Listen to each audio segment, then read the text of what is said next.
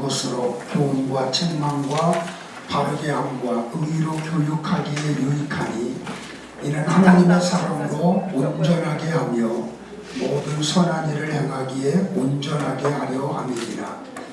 하나님, 성경을 어떻게 대하고 또 성경을 통해서 무엇을 받느냐에 따라서 우리의 신앙관이 달라지고 가치관이 형성이 되며 세계관이 이렇게 생기게 됩니다. 어떤 신앙관을 갖느냐에 따라서 하나님을 향한 내용이 달라지고 우리의 삶의 결과도 달라지게 됩니다. 오늘 우리에게 지혜와 계시의 영을 주셔서 하나님을 좀 더 알아가는 그러한 텀이 되도록 도와주옵소서. 예수님의 이름으로 기도하옵나이다. 아멘. 제게 주어진 시간이 2시 반부터 3시 10분까지인데 지금 40분이거든요. 근데 사실 저에게 필요한 시간은 한 10시간이 필요해요.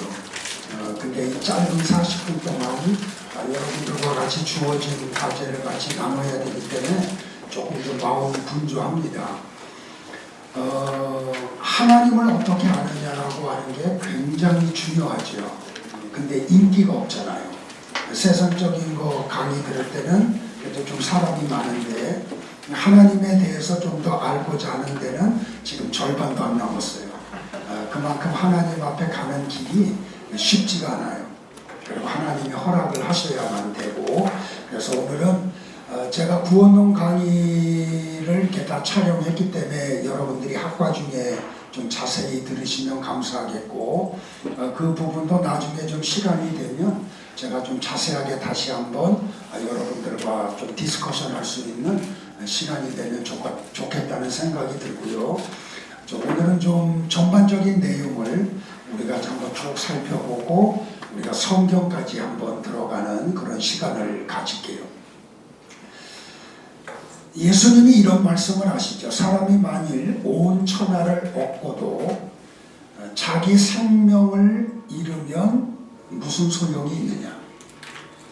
그러니까 이 세상의 모든 것하고 내 생명과 바꿀 수 없다는 거죠.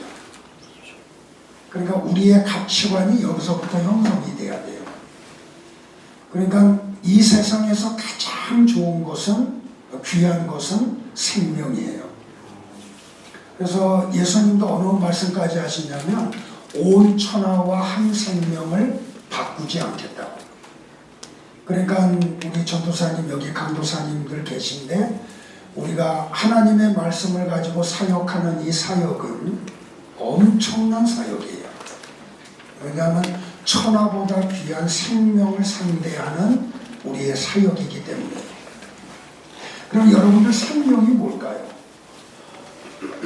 생명에 대한 그 학자들의 연구가 굉장히 많이 있었어요. 1943년 2월 달에 아일랜드에 있는 그 트리니티 칼리지의 교수였던 슈레딩거라고 하는 분이 물리학적인 생명에 대해서 설명을 한 적이 있어요.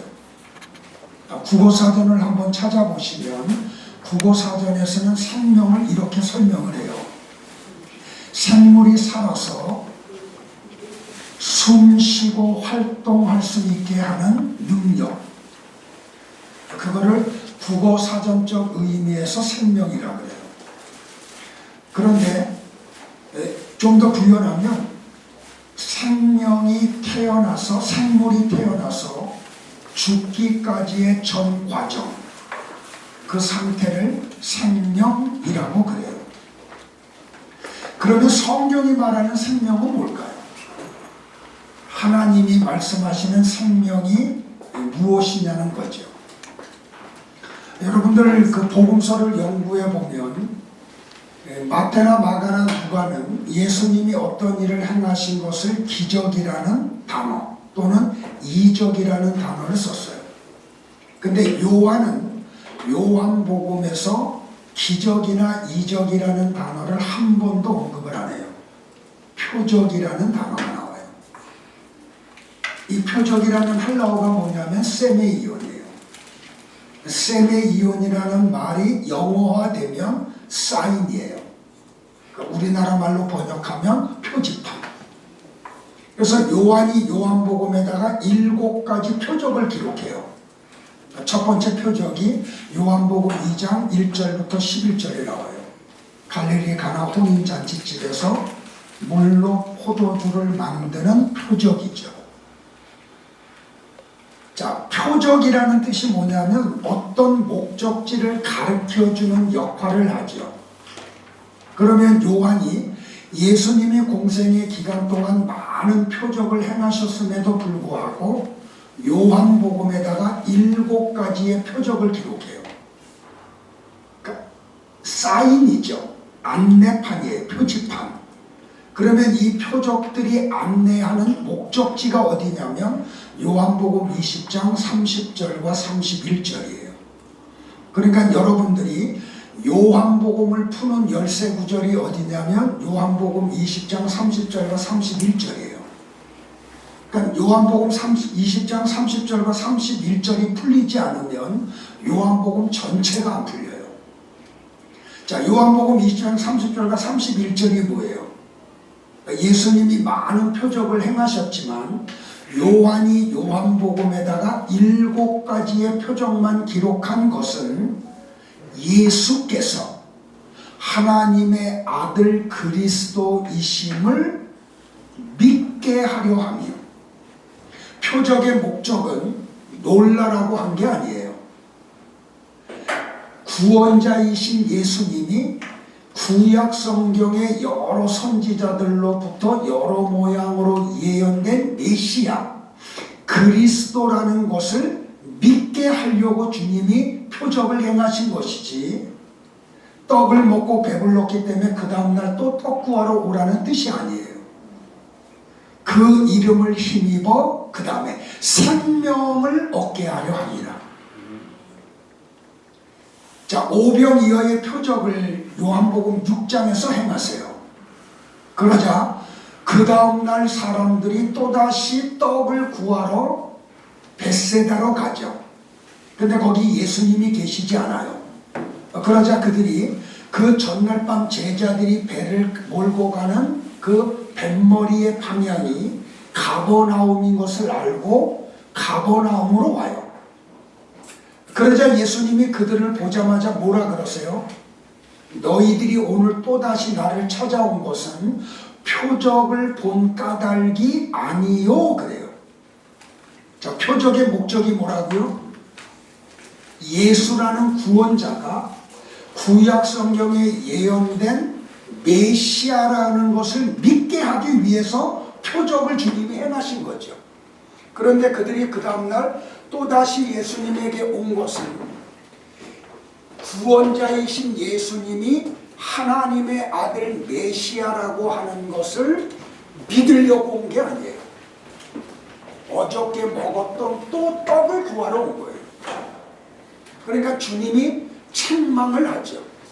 그러면서 쭉 풀어가요. 야, 내가 뭔지 아니? 내가 떡이다. 무슨 떡이요? 생명의 떡이다. 근데 이 생명의 떡이 어디서 왔는지 아니? 하늘에서 왔어.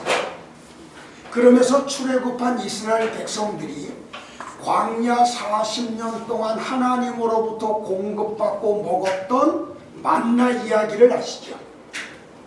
자, 만나는 모형이에요. 실체는 생명의 떡이신 예수 그리스도를 설명하는 거죠. 그러니까 출애굽한 이스라엘 백성들이 광야 40년 동안 먹었던 만나의 실체는 생명의 떡이신 예수 그리스도를 먹었던 거예요. 이해되세요? 네. 그리고 나서 쭉 설명을 해요. 만나가 하늘에서 내린 것 같이 생명의 떡인 나도 하늘에서 왔다. 그러면서 쭉 설명을 하니까 여러분들 성경 잘 보셔야 돼요. 많은 제자들이 예수님의 말씀이 굉장히 어렵네. 저 말을 누가 알아들을 수 있지? 하고 예수님을 떠나가요. 근데 요한이 뭐라고 기록하냐면 예수님을 떠났던 많은 제자들이 다시는 예수님에게 오지를 않아요. 그때 예수님이 남아있는 12명의 제자들에게 질문을 던지죠. 너희도 가려느냐? 하고요. 그때 베드로가 뭐라고 대답을 해요? 영생의 말씀. 네, 영생의 말씀이 주님에게 있는데 우리가 네게로 가오리이까. 그러니까 생명이 누구 속에 있다고요? 예수님 안에 있다고요. 그 예수님 안에 있는 생명은 어디서부터 오는 거예요? 하나님으로부터. 그런데 우리는 이 생명에 관심이 없어요. 자, 생명이 뭔지를 좀 더 우리가 구체적으로 알기 위해서 창조 사건으로 한번 가보죠. 창세기 2장 7절에 같이 한번 볼까요? 시작. 여호와 하나님이 땅의 흙으로 사람을 지으시고 생기를 그 코에 불어넣으시니 사람이 생명이 된지라. 여기 땅의 흙이라는 히브리어 어구를 보면 아파르민 하이타마예요. 좀 더 구체적으로 얘기하면 흙이 아니고 아파르라고 하는 히브리어 단어는 티끌이에요. 먼지. 자, 하나님이 먼지를 모아요. 자, 먼지 속에 생명이 있어요? 없어요? 생명이 없지요. 그래서 그 먼지로 사람의 형태를 만드는 하나님이 그 코에다가 생기를 불어넣었더니 생명이 돼요. 자, 그러면서 아담에게 하나님이 에덴 동산 아담과의 언약을 맺죠. 언약이 뭐예요? 동산에 있는 모든 나무의 열매는 네가 임의로 먹어도 되는데 선악을 알게 하는 나무의 열매는 먹으면 안 돼. 먹으면 뭐라고요? 예전 개역 성경은 정령 죽으리라. 우리 개역 개정 성경은 반드시 죽으리라. 근데 사단이 와가지고 하와를 미혹하죠. 미혹하는 내용이 뭐예요? 야, 선악과 따먹어. 그러면 네 눈이 밝아진다. 이게 무슨 말이냐면 너 하나님을 절대 의존하고 사는 게 얼마나 힘드니? 네가 직접 하나님이 돼. 그게 선악과 따먹으라는 거예요. 그 선악과를 따먹고 아담에게도 주어서 먹죠. 근데 선악과를 먹으면 어떻게 된다고요? 반드시 죽는다고요. 근데 창세기 3장을 보니까 아담과 하와가 죽어요? 안 죽어요? 안 죽었죠. 창세기 5장에 가보면 아담이 몇 년을 더 살아요? 930살을 더 살아요. 그러면 하나님이 말씀하신 것과 선악과를 따먹고 난 후에 나타난 결과가 배치가 됐죠. 그러면 하나님의 말씀에 오류가 있는 거네요? 아니죠. 하나님이 말씀하신 반드시 죽는다고 말씀하실 때 세 가지 죽음이 있어요. 첫 번째 죽음은 육체의 죽음이에요. 자, 육체의 죽음을 의학적으로는 어떻게 이야기해요? 심장의 박동이 멈추고 뇌가 정지가 되는 걸 의학적으로 죽음이라 그러죠. 그래서 여러분들 사망 선고를 누구만 해요? 예, 의사들만 해요. 그래서 여러분들이 이제 사역하다 보면 성도의 마지막 임종을 이제 위해서 예배를 드릴 때 숨이 딱 멎으면 의사가 와서 뭐라 그래요? 몇 년, 몇 월, 며칠, 몇 시에 아무개가 사망했습니다 하고 선언을 해요. 자, 그런데 우리가 성경적으로 죽음을 뭘로 설명을 해요? 육체의 죽음을. 육체와 영혼이 분리되는 게 죽음이에요. 자, 그러면 이 육체와 분리된 영혼은 어떻게 돼요? 육체와 같이 살아있는 동안 예수님이 나의 구원자이시고 하나님의 아들이시며 메시아임을 믿은 사람들의 영혼은 어떻게 돼요? 살아나죠. 이걸 구원이라고 그러잖아요. 죽었던 영혼이 예수 그리스도의 십자가의 대속의 죽음을 통해서 다시 살아나. 이걸 중생한다, 거듭난다 라고 얘기하잖아요. 그래서 요한복음에 보면 니고데모가 오죠. 그는 랍비고 관원이고 바리새인이고 아주 굉장한 유대인이에요. 그런데도 불구하고 그가 거듭나야 한다는 예수님의 말씀을 들었을 때 알아요, 몰라요? 몰라요. 그때 예수님이 뭐라고 말씀하시냐면 육으로 난 것은 육이요 영으로 난 것은 영이니 내가 네게 거듭나야 하겠다 하는 말을 놀랍게 여기지 말라. 그래서 이 영혼이 죄를 범함으로 사망으로 가는 것, 그걸 죽음이라고 또 이야기해요. 그러니까 아담 이후로 태어나는 모든 사람은 영혼이 죽은 상태에서 태어나죠. 목사의 자녀로 태어나도 그 자녀는 영혼이 죽은 상태에서 태어나요. 이해되세요? 이걸 원죄의 결과라고 이야기를 하잖아요. 그런데 이 살아있는 동안 모든 사람이 죄를 범했고, 로마서 3장 23절에 로마서 3장 10절에 의인은 없나니 하나도 없다라고, 로마서 6장 23절에는 죄의 삭은 사망이라고. 그래서 모든 사람의 영혼이 죽은 상태에서 태어나죠. 그래서 에베소서 2장 1절에서 바울이 에베소 교회에다가 편지를 쓰면서 뭐라 그래요? 너희 허물과 죄로 말미암아 죽었던 너희를 살리셨도다. 시제가 과거 시제죠. 그러면 에베소 교회 성도들의 이미 죽어 있었던 게 뭐예요? 아담의 원죄로 인하여 죽었던 영혼을 이야기하죠. 그런데 예수님이 이 모든 사람이 지은 죄의 값을 죽음으로 지불하시려고 세상에 오셨잖아요. 그런데 여러분들 보세요. 사탄은 예수님의 탄생하는 순간부터 십자가에서 대속의 죽음을 죽지 말라고 협박을 하고 때로는 권고를 해요. 그래서 헤롯 대왕을 통해 가지고 예수님의 탄생이 있고 난 후에 베들레헴과 베들레헴 주변에 있는 2살 아래의 남자아이들이 다 죽임을 당해요. 왜 그래요? 사단이 헤롯 왕이라고 하는 권세자를 동원해서 예수로 하여금 대속의 죽음을 죽지 못하게 하려는 거예요. 자, 예수님이 공생애를 시작하실 때 성령님에게 이끌려서 광야로 가시죠. 그리고 40일을 금식을 하세요. 끝나고 난 다음에 사탄이 오죠. 뭘 가지고 와요? 하나님의 말씀을 가지고 와요. 여러분들 놀라지 마세요. 사단이 쓰는 도구가 뭐냐면 하나님의 말씀이에요. 요새 우리 사회에 굉장히 이슈가 되는 제2의 메스. 뭘 가지고 사람들을 미혹해요?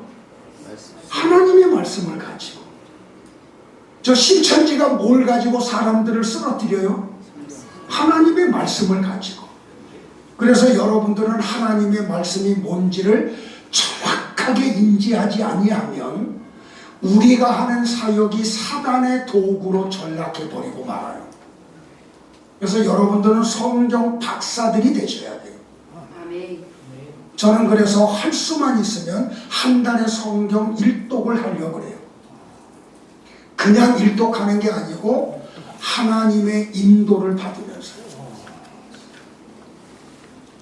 그때 주님이 물리치신 게 뭐예요? 말씀으로 물리치시죠. 그러니까 첫 번째 미혹이 뭐예요?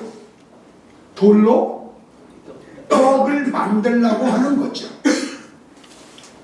강도사님, 만약에 오늘 사단이 강도사님에게 와서 현대적으로 자, 이 종이로 100억짜리 수표를 만들으라고. 그러면 강도사님한테 이게 미혹이 돼요, 안 돼요? 안 돼요. 잘 아셔야 돼요. 왜냐하면 강도사님은 이 종이로 100억을 만들 수 있는 분이 아니에요. 그런 능력이 없어요. 만일 오늘 사단이 우리에게 와서 돌로 떡을 만들으라 그러면 그건 나한테 미혹이 안 돼요. 왜? 나는 애초에 이거 할 수 있는 능력이 없거든요. 근데 예수님에게는 이게 어떻게 돼요? 미혹이 돼요. 왜? 그분은 전능하신 하나님이시기 때문에. 그러니까 여러분들이 꼭 알아야 될 게 뭐냐면 지금도 사단은 우리가 할 수 없는 걸 가지고 와서 미혹하지 않아요. 여러분이 할 수 있는 걸 가지고 와서 미혹을 해요. 그러면 사단이 왜 돌로 떡을 만들으라고 했을까요? 야, 사람들이 너에게 요구하는 거는 경제 문제 해결해 달라는 거야. 그러니까 그거 해줘. 뭐 굳이 십자가에서 죽니? 사람들이 너에게 원하는 것은 대속의 죽음이 아니야. 그러니까 그들이 원하는 거 해줘. 여러분들 이게 지금 현대교회에 얼마나 강력하게 들어와서 역사하는지 아세요?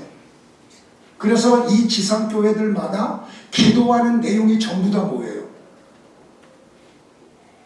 그 바리트라고 하는 히브리어의 뜻을 해석이 안 되니까 그걸 어떻게 해석을 하냐면 경제적으로 부유해지고 무병장수하고 내가 원하는 것들이 내가 원하는 때에 내가 원하는 방법으로 내게 이루어지는 거죠. 그걸 뭐라 그래요? 형통이라 그러죠. 이걸 가지고 기도한다니까요. 근데 성경은 성도의 형통을 그렇게 말한 적 한 번도 없어요. 창세기서를 여행을 오늘 제가 좀 두서없이 가는데 그냥 하나님이 이끄는 대로 강의할게요. 자, 요셉이 17의 하나님으로부터 꿈을 받아. 그리고 그 꿈 이야기를 부모님들과 형들에게 하죠. 자, 이거의 시기를 받아가지고 17의 인신매매를 당하고 애굽으로 팔려가요. 노예가 됐는데 그때 당시에 노예면 평생 노예고 대를 이어서 노예가 돼야 돼요. 그런데 성경은 뭐라 그래요? 보디발 장군의 집에 노예가 된 요셉을 형통하고 있다라고 그래요. 그러면서 모세, 창세기의 저자인 모세가 성령의 감동을 받아가지고 노예가 된 요셉이 형통하고 있다고 말한 근거가 뭐예요? 딱 하나밖에 없어요. 하나님이 요셉과 함께 하셨다. 그러니까 우리가 신앙 안에서 단어 정리가 성경적으로 되지 않으면 여러분의 목회 방향이 달라져요. 그러니까 이 바리트를 자꾸 세상적으로 이야기를 알고 있는 사람들은 그걸 추구하죠. 그래서 오랜 세월 동안 한국 교회 성도들이 하나님 앞에 밤을 새면서 작정하고 금식하며 기도하죠. 뭐를 위해서? 형통을 위해서. 근데 그냥 형통만을 위해서 기도하지 않고 앞에 또 하나 붙죠. 그냥 만사 안 하죠. 만자가 좀 길어. 저도 그 기도를 몇십 년 했어요. 근데 성경을 알고 보니까 형통이라는 게 그런 뜻이 아니야. 죽어있는 사람 속에 하나님의 생명이 선물로 주어지는 게 형통이에요. 그리고 그 하나님의 생명을 가진 사람이 나를 향한 하나님의 선하시고 기뻐하시고 온전하신 뜻이 무엇인지를 알아. 그래서 그 삶을 살아내요. 그게 형통이에요. 그런 사람과 하나님이 함께 하시죠. 그게 형통이라니까요. 그런 의미에서 여러분들은 형통하시기를 바라요. 그러니까 사단이 예수님에게 요청하는 게 뭐냐면 굳이 그렇게 십자가의 길을 뭐하러 가니? 사람들이 너에게 원하는 것은 그런 거 아닌데 경제 문제인데 이 사단의 미혹이 지금 강력하게 지상교회에 들어와서 역사를 하고 있어요. 우리는 그 세계로 가시면 안 돼요. 그 다음에 요한복음 6장에서 오병이어의 표적이 끝나고 난 다음에 그 보리떡 5덩어리와 물고기 2마리로 배불리 먹었던 사람들이 요한복음 6장 15절에 보면 뭐를 해요? 예수님을 붙잡아서 억지로 세상 임금 삼으려고 하죠. 그들이 예수님을 세상 임금 삼으려고 했던 이유가 뭐예요? 야, 이 보리떡 5덩어리와 물고기 2마리를 가지고 하늘을 눌러서 유카리테스 축사 한번 하고 났더니 장정만 5,000명이 다 배불리 먹어. 아멘. 그 여자와 아이들까지 하면 약 2만 명 정도 되잖아요. 근데 부스러기를 걷었더니 12광줄이나 돼. 이런 분이 우리의 임금이 되면 먹고 사는 문제 해결되잖아요. 그 제자들은 왜 덩달아서 그 5,000명을 같이 동조했을까요? 배도 그물도 버려두고 주님을 따라다닌 목적이 어디에 있어요? 예수님이 세상 임금 되면 국무총리 되고 부총리 되는 꿈을 가지고 왔죠. 그래서 예루살렘으로 올라갈 때 복음서에 보면 세베대의 아들 야고보와 요한의 어머니가 와서 예수님에게 청탁을 하죠. 그러니까 예루살렘은 왕도잖아요. 자, 이제 왕대로 올라가시는구나. 그러니까 막 부푸는 거예요, 기대가.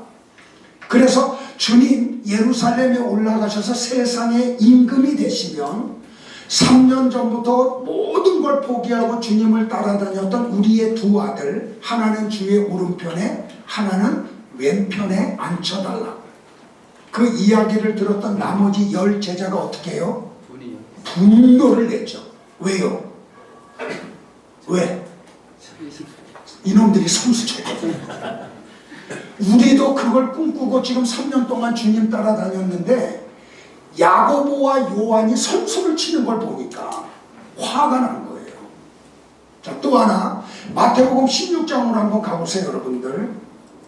예수님이 가이사랴 빌립보에 가시죠. 이스라엘 혹시 다녀오신 분 계세요, 여기요? 예, 가이사랴 빌립보 다녀오셨어요? 예. 못 갔어요? 전도사님이세요, 강도사님이세요? 목사님. 아, 목사님이세요? 아, 죄송합니다. 자, 가이사랴 빌립보에서 예수님이 제자들에게 어떤 질문을 던지죠? 무슨 질문, 목사님? 세상 사람이 나를 누구라고? 네, 왜 거기서 예수님이 그런 질문을 던지는지 아시죠? 가서 봤더니 속기만 한 것 같습니다. 하늘은 세상에 가이사랴 빌립보에 가면 거기가 어느 지역이냐면 헐몬산에서 녹은 물이 지하로 와서 최초로 솟아난 지역이 가이사랴 빌립보예요. 그래서 그게 요단강 물의 시작점이에요, 가이사랴 빌립보가. 근데 그 가이사랴 빌립보 마을에 가면 큰 바위가 병풍같이 쳐 있어요. 가보셨어요, 목사님? 거기에 그리스 신화에 나오는 신들을 조각해놨어. 그러니까 많은 신들이 있는 거예요, 여러분들. 아, 갔다 오셨는데 그거 못 보면 어떡해. 그래서 저랑 같이 가셔야 돼. 거기서 주님이 물어보시는 거예요. 여기 많은 신들이 있는데 세상 사람들이 나를 누구라고 하니? 그러니까 대답을 하고 나니까 주님이 제자들에게 물어보죠. 그럼 너희들은 나를 누구라고 하니? 하고요. 그때 베드로가 마태복음 16장에서 고백을 하죠. 뭐라고? 다 같이 시작. 주는 그리스도시요 살아계신 하나님의 아들이십니다. 정확해요? 정확하지 않아요? 정확하죠. 그랬더니 주님이 베드로를 칭찬을 하시죠. 바요나 시몬아, 이것을 네게 알게 하니는 사람이 아니고 우리 아버지가 알게 하셨다고요. 그러면서 권세를 주죠. 무슨 권세? 교회를 세우겠다고 하는 언약을 주시죠. 여러분들 그때 그 교회를 어디다가 세운다 그래요? 이 반석 위에 세운다 그러죠. 그 반석이 누구예요? 시몬이잖아요. 로마 카톨릭은 그 반석을 베드로로 해석을 해요. 근데 우리 개혁주의자들은 그 반석을 뭘로 해석을 해요? 아이, 베드로가 고백한 신앙 고백. 아멘. 주는 그리스도시요 살아계신 하나님의 아들이십니다 라고 하는 신앙 고백 후에 주님이 교회를 세우세요. 아멘. 그리고 그 교회에 음부의 권세를 이기는 힘을 주시죠. 그래서 땅에서 풀면 하늘에서도 풀리고 땅에서 매이면 하늘에서도 매인다고. 아멘. 자, 보세요 여러분들. 그렇게 베드로의 신앙 고백이 이루어져서 예수님이 육을 입고 이 세상에 오신 정확한 게 드러나자, 아버지의 뜻이 드러나자 주님은 그 신앙 고백 위에 교회를 세우시겠다고 하고 음부의 권세를 이기는 능력을 교회에다 주고 난 후에 어떤 거 하나를 오픈하세요. 제자들에게. 뭘 오픈하세요? 내가 이제 예루살렘에 올라가면 장로들과 서기관들과 그리고 유대인들에게 많은 고난을 받고 죽는다 그래요. 예수님이 이 세상에 오신 목적을 제자들에게 신앙 고백이 일어난 뒤에 오픈을 하세요. 그런데 3일 후에 내가 다시 살아나 그러죠. 근데 여러분들 베드로가 어떻게 해요? 마태복음 16장을 보면 그리 마옵소서가 아니에요. 전사님 잠깐 나오실래요? 제가 퍼포먼스 좀 한번 할게요. 헬라어 단어를 그대로 제가 가지고 여러분들에게 시연을 할게요. 제가 베드로고 예수님이라는 게 아니라 역할하는 거예요. 자, 붙들었다라는 헬라어의 뜻이 뭐냐면 잡아당긴 거예요. 그리고 항변했다 그러죠. 나무란 거예요. 계속해서 죽는다고? 내가 3년 전에 배도 그물도 아버지도 버려두고 당신 따라다니는 게 뭐 때문에 따라다녔는지 알아? 당신이 세상 임금 되면 나 국무총리 되려고 따라다녔어. 당신 죽으면 내 꿈은 어떻게 되라? 말도 안 되는 소리 하고 있네. 하고 항변했다는 헬라어 단어의 정확한 뜻이 뭐냐면 나무랬어요. 책망을 해요. 어디서 많이 보이는 그런 거죠. 그러니까 여러분들이 말씀을 가지고 사람들과 상대를 하면 이 메시지 선포하셔야 돼요. 그러면 세상 사람들이 여러분을 항변할 거예요. 야, 우리가 원하는 내용 해줘. 우리가 일주일 동안 얼마나 험악하게 사회생활 했는지 아니? 좀 위로해줘.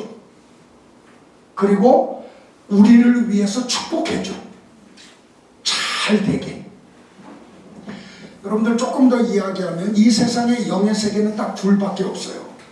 종교와 기독교. 기독교는 종교가 아니에요. 종교는 둘로 구별이 돼요. 고등 종교와 하등 종교로. 자, 고등 종교와 하등 종교를 어떻게 구별을 해요? 우리가 이런 걸 믿습니다 라고 하는 경전을 가지고 있는 종교를 고등 종교라고 그래요. 예를 들면 불교, 회교. 그들은 무엇을 믿는 거에 대한 호랑을 가지고 있고 경전을 가지고 있잖아요. 근데 경전이 없이 그냥 덮어놓고 믿어. 그걸 하등 종교라 그래요.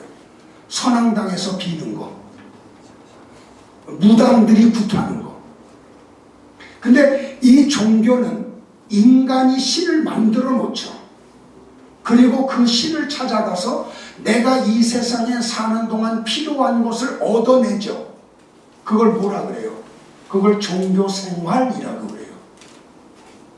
기독교는요, 하나님이 인간을 찾아오심으로 시작이 돼요. 인간이 먼저 하나님을 찾아가질 못해요. 왜? 아까 얘기했듯이 티끌들이기 때문에. 티끌들 속에 생명이 있어요? 없어요? 생명이 없어요. 그러니까 이 인간들 속에서 믿음이 나와요? 안 나와요? 나올 수가 없어요. 믿음은 하나님으로부터 선물로 주어지는 거예요. 아멘.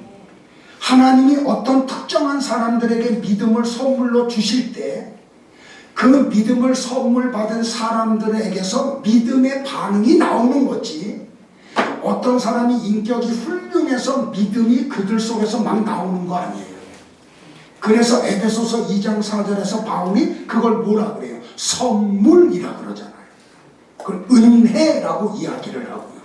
그래서 우리는 교만할 수 있어요, 없어요? 없어요. 자랑할 수 있어요, 없어요? 없어요. 왜? 하나님이 다 선물로 주신 것이니까. 그래서 성도들은, 기독교인들은 교회에서 뭐를 해요?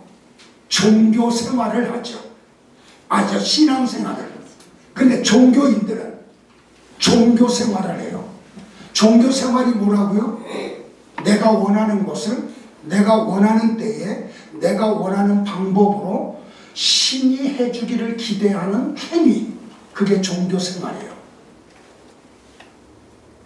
그런데 여러분들, 사람들이 자기가 찾아가는 신을 찾아가서 내가 원하는 걸 요구하는데 조금 민망해. 왜요? 그 신하고 내가 너무 가깝지가 않아. 친하지가 않아. 그래서 누구를 찾아가요? 그 신하고 가까운 친한 신, 사람을 찾아가요. 그를 누구라 그래요? 샤먼이라 그래요. 그러니까 사람들이 샤먼을 찾아가죠. 찾아가서 뭘 줘요? 복채를 줘요. 자, 내가 당신이 필요하는 복채를 줄 테니까 이걸 받고 맛있는 거 먹으시고 당신하고 가까운 신에게 가서 내가 원하는 것을 구해서 받아가지고 내게 달라. 그게 뭐라고요? 그게 종교 생활이에요. 근데 우리는 종교 생활하면 돼야 안 돼요? 뭐 해야 돼요? 신앙 생활을 해야 돼요. 신앙 생활이 뭐예요? 하나님의 뜻을 이런 걸 하려야 신앙 생활을 하지. 하나님의 뜻을 자, 예수님이 제자들에게 이런 말씀을 하죠. 자, 따라할까요? 저를? 너희가 나를 따라오려거든 자기를 부인하고 자기 십자가를 지고 나를 따라와라. 이게 뭐예요? 이게 신앙생활이에요. 그런데 교회 안에서 종교 행위들이 굉장히 강력하게 역사를 하고 있죠. 그래서 목사들을 뭘로 알아요? 샤먼으로 생각을 해요. 내가 하나님하고 좀 가깝지가 않아. 근데 목사님은 하루 종일 하나님하고 같이 지내셔. 그러니까 하나님하고 가까우신 목사님, 내가 도서기 드리고 밥값 드릴 테니까 요거 가지고 책 사서 책 보시고 맛있는 거 드시고 하나님 앞에 가서 내가 원하는 거 구해서 받아내 달라고. 여러분들, 교회 안에 이 일이 얼마나 강력하게 일어나고 있는지 아세요? 우리는 신앙생활을 해야 돼요. 근데 나를 부인하고 내 십자가를 지고 주님을 따라가는 그 길을 뭐라 그래요? 협착한 길 그래요. 좁은 문이라 그래요. 근데 예수님의 말씀을 보면 이 협착한 길을 찾는 사람이 많아요, 적어요? 아주 희소하죠. 넓은 길은요, 편하죠. 그러니까 우리 교회 예배는 2시간 드려요. 주일날 예배가. 저는 숫자하고 관심 없는 목회를 하거든요. 왜냐하면 사람들 늘리려면 스마트하게 예배 드려야 돼요. 시작해서 끝나는 시간까지 1시간은 딱 자스트하게 끝나야지. 그래서 설교 20분만, 15분에서 20분만 아주 산박하게 해야 돼요. 그래야 사람들 늘어나니까. 근데 하나님의 말씀을 이렇게 강의하다 보면 설교만 1시간 20분 해야 돼요. 그래도 부족해. 그러니까 인기 없죠. 그래서 사람이 많이 찾지 않아요. 이게 협착한 길이라니까요. 근데 여러분들은 그 길 걸으셔야 돼요. 왜요? 협착한 길의 마지막에는 뭐가 있어요? 생명. 근데 넓은 길의 마지막에 뭐가 있어요? 멸망, 심판이 있잖아요. 그러니까 우리는 인기 없고 사람들이 좋아하지 않아도 협착한 길을 걸어가는 신앙생활들 하셔야 돼요. 그게 우리가 가야 할 길이에요. 근데 여러분들 하나님을 좀 아세요? 에베소서를 연구해 보면 에베소서 1장 17절, 18절, 19절이 뭐냐면 에베소 교회 성도들을 향한 바울의 기도예요. 근데 그 기도의 내용의 첫 번째가 뭔지 아세요? 우리 하나님 아버지와 주 예수 그리스도로부터 지혜와 계시의 영을 너희에게 주사 하나님을 알게 하시고, 그게 첫 번째 기도예요. 그럼 바울이 왜 에베소 교회 성도들에게 이 기도를 했을까요? 그들이 하나님을 몰랐다는 거잖아요. 성경을 가지고 있고 성경을 읽고 성경을 공부한다고 하나님을 아는 게 아니에요. 벌써 시간이 지났는데 이게 10분의 1도 안 했는데 준비해 오는 거. 그러니까 여러분들하고 이 시간을 좀 가지고 싶어요, 제가요. 좀 그래서 우리 학교하고 좀 협의를 좀 잘해서 제가 얼마든지 시간을 낼 테니까 우리 좀 자주 이 시간 좀 갖자고요. 네, 우리 돈 같은 거 따지지 말고. 여기 지금 우리 회장님하고는 제가 집사님이시거든요. 그래서 언제든지 우리가 이 공간을 사용할 수 있어요. 그래서 좀 학우회가 좀 형성이 돼 있으면 목사님 좀 한번 이렇게 의논하셔가지고 저하고 좀 깊은 성경 공부 좀 하자고요. 감사합니다. 네. 왜냐하면 목사님 한 분이 성경을 바르게 알 때 나타나는 그 파급되는 그 효과와 성도 한 명이 성경을 바르게 알고 파급되는 그 효력이 차이가 나니까. 그리고 우리는 거짓 선생 되면 안 되잖아요. 요거하고 맞추게 목사님 죄송해요. 산상수훈에 보면 예수님이 이런 말씀을 해요. 어떤 사람들이 주여 주여 하면서 주의 이름으로 선지자 노릇하고 주의 이름으로 능력을 행하고 주의 이름으로 병을 고쳐요. 자, 주의 이름으로 했더니 그런 결과가 나타났어요. 그런데 하나님은 그들을 향해서 뭐라 그래요? 나는 너희들을 몰라 그래요. 잘 들으셔야 돼요. 그들이 거짓 선생들이 성경을 가지고 주님의 이름을 부르면서 설교를 하고 능력을 행하고 병을 고쳤어요. 어떤 현상이 나타났어. 그러니까 사람들이 많이 몰려올까요? 안 몰려올까요? 그 거짓 선생의 인기가 높아질까요? 안 높아질까요? 높아져요. 여러분들이 진짜 설교자가 되면 여러분이 말씀을 가지고 강단에서 설교하고 나면 회중석에서 비명소리가 들려야 돼요. 왜? 히브리서 기자의 말씀대로 하나님의 말씀은 살았고 운동력이 있어서 좌우의 날성 검과 같아가지고 그 말씀이 사람 속에 들어가면 영과 홍과 골수와 관절을 찌르고 쪼개요. 여러분들 칼이 와가지고 생사를 찌르고 쪼갤 때 비명이 나와요, 안 나와요? 마취도 안 했는데. 사도행전 7장에 보면 스데반 집사님이 이 말씀을 대언하니까 아브라함의 자손들이 구약 성경 토라에 능통한 아브라함의 자손들이 귀를 틀어막죠. 못 듣겠다고. 그래도 계속 다른 말씀이 선포되니까 돌을 들어 내려쳐 죽여버리죠. 여러분들이 진짜 말씀을 가지고 대언을 하면 그런 일들이 벌어져야 돼요. 저는 그래서 우리 교회에서 얼마나 많은 공격을 당하는지 몰라요. 설교 시간에 끝나고 난 다음에. 그래가지고 한 1000여 명 모이던 교회가 지금 300명으로 줄어들었어요. 그런데도 불구하고 저는 이 말씀을 중단 없이 전해요. 왜냐하면 하나님 앞에 가서 책망 들으면 안 되니까. 이게 불법이에요. 뭐가 불법이라고요? 하나님을 정확하게 몰라. 하나님의 말씀이 뭔지를 모르고 사역을 하고 설교를 해. 그게 불법이라 그래요. 예수님 말씀이지 내 얘기 아니에요. 여러분들은 교회 안에서 불법을 행하시면 안 돼요. 이게 마지막 시대에 우리가 해야 될 사역이에요. 그래서 이걸 꿈꾸는 분들끼리 우리가 연합을 해야 돼요. 서로 위로하고 격려하고 같이 공부하고 같이 이 사역을 해나가야 돼요. 제가 그래서 이 학교에 제가 부총장 됐거든요.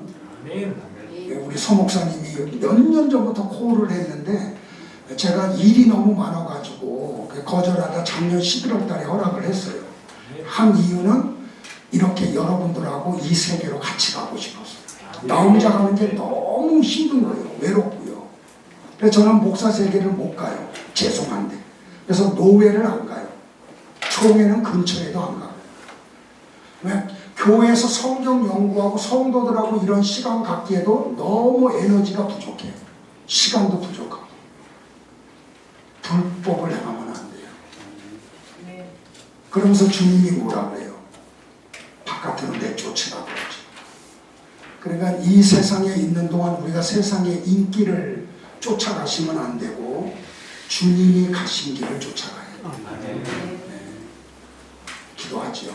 하나님, 우리 짧은 시간 좀 두서없이 제가 우리 학생들과 같이 말씀을 나눴습니다.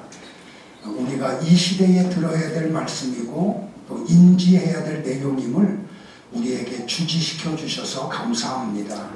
우리가 좀 자주 만나기를 원합니다. 학교와 관계없이, 커리큘럼과 관계없이, 우리가 어떤 그 강사비와 상관없이 우리가 서로 모여서 말씀을 나누고 서로 기도하고 서로 힘을 합해서 주님이 원하시는 그 일을 이루어 드리는 주의 사자들 되도록 도와주옵소서. 우리 학교를 주님 책임져 주시고 은혜 내려 주옵소서. 예수님의 이름으로 기도하옵나이다.